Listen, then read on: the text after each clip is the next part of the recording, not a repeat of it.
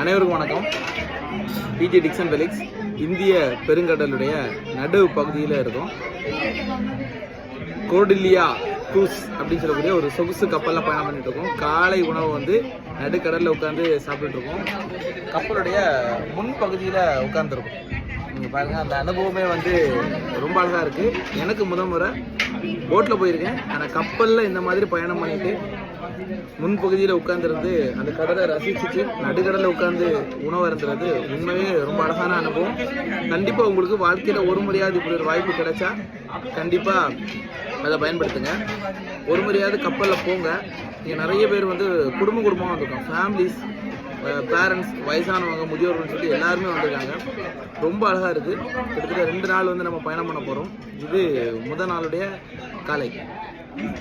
நிறைய தகவல் வந்து உங்களுக்கு கண்டிப்பாக கொடுப்பேன். நான் பெரிய ஒரு காணொலியாக வந்து தொகுத்து போடுவேன். பாய்.